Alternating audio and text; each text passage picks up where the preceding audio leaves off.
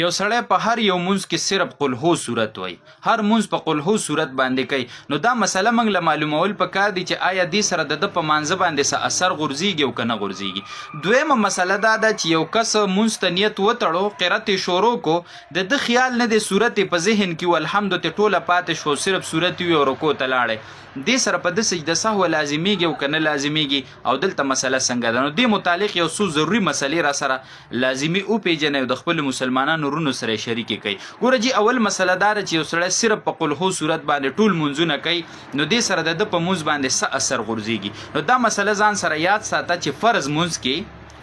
کې نفل او سنتو کې که صرف قل هو صورت وي هیڅ اثر نه غورځي. فرض منځ کې دا مسله ده که چاته نور صورتونه یاد وي، بل صورت ورته یاد وي، نو دل نه دی پکار چې صرف په صورت اخلاص باندې صرف په قل هو باندې دې سو کی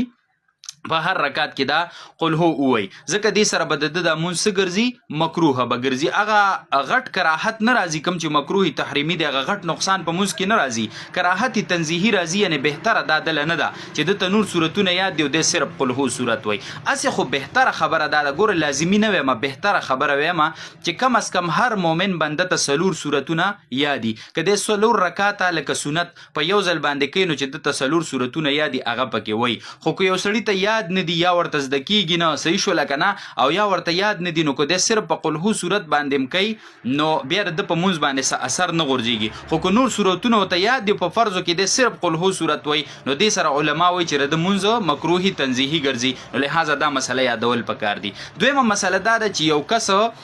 مونځ ته نیت وتړو او صورت په ذهن کې والحمد ته پاتې شو، ډاری کې صورت شروع کو رکوع ته لاړې، نو دا یاد ساته چې په د سجده سهو لازم شو، دله پکار دي چې په اخر کې د سجده سهو وکي، که سجده سهو د و نکړه نو دغه ټیم کې دننه د مونځ را ګرځول په د دوباره واجب دي، او که په دغه ټیم کې راو نه ګرځو د مونځ ټیم تیر شو، نو بیا د مونځ را ګرځول په د واجب نه دي،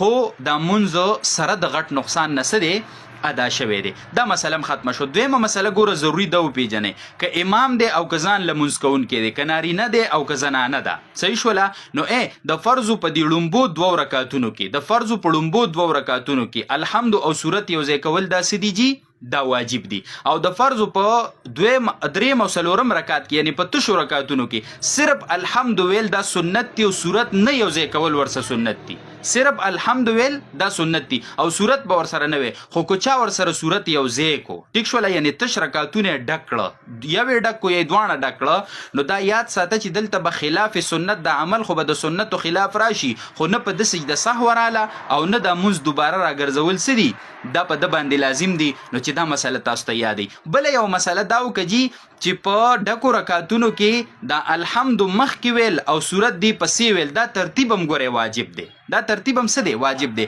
که چا صورت را مخ کې کو او دل چې مانه خو الحمد پاتې شوی دا الحمد په صورت پسې ویله، نو مونږ ټیک دی، خو سجده سهو پیراله واجب تی نه پاتې شو، دا ترتیب واجب چې مخ کې الحمد د ورسته صورت دی، نو د الټو ویو نو سجده سهو په واجب شو، په اخر کې به سجده سهو وکړه د مونږ شو بالکل درست شو. دا اهمه مسله د خپل مسلمانانو رونو سره لازمی شریکه کوي. وصلی الله علی النبی.